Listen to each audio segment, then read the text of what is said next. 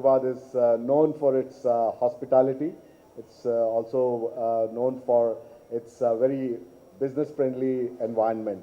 So I do hope that both of them mix well, and all of you who are here will find that later on Telangana state is a good place for us to be investing in. We in the state of Telangana, I think, are very well poised to take advantage of all opportunities that come about in the plastics and polymers sector.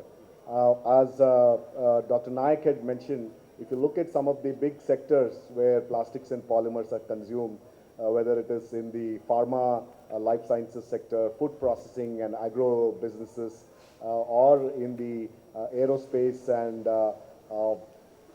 precision engineering sector, Telangana and particularly the Hyderabad city surroundings have a really strong advantage. We have the aerospace advantage, we have the defense labs here. The central government has recently announced that 49% FDI will be allowed in the defense sector.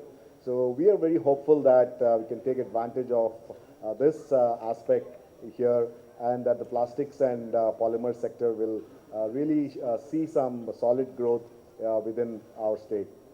Jayesh had already mentioned that the plastics and polymers is one of the identified core sectors for our state, along with exclusive industrial park. We hope to provide a good infrastructure so that setting up the industry becomes very easy. In addition to having an excellent single window, which we propose to bring by way of an ordinance, so that later on it gets converted into an act and it gets the statutory powers.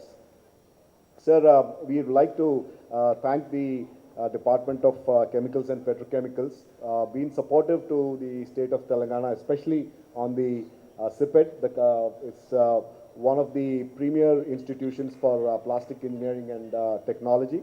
The undergraduate course program is already there. We know that the expansion for CIPET in the post-graduation also is likely to take place. We are partners in that effort, and we will continue to support any activity and any actions that the Government of India may take in furtherance of plastic education, especially the high-tech courses that the CIPET may offer. So the Government of India also has a policy of the PCPIRs, the petrochemical and the petroleum corridors. Mostly these corridors are along the coast, and unfortunately Telangana state is landlocked. So we would like to request the Honorable Minister to consider, given that we are going ahead with the exclusive petrochemical and chemical parks, where a lot of infrastructure, including common effluent treatment plants, are required.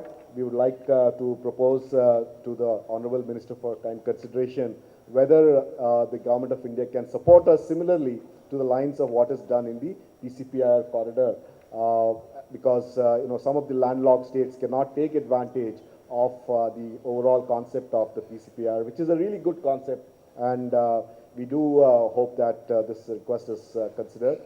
I'm again very happy about this event. Anil needs to be complimented. The whole team needs to be complimented. I believe it's the first time that for a southern regional conference, all the manufacturers have come with their functional and demonstrable equipment, and I also heard that all the equipment got sold out already, so there is nothing available for anybody else who may come. So that's really a good thing. I congratulate the organizers, and I thank Honorable Minister again on behalf of the Government of Telangana for coming here. I know that tomorrow is a very important meeting in Delhi, but you have still been taken the time off to come here. We welcome you now, and we always welcome you. We do hope that you will continue to visit Hyderabad, Telangana, and support our state. Thank you.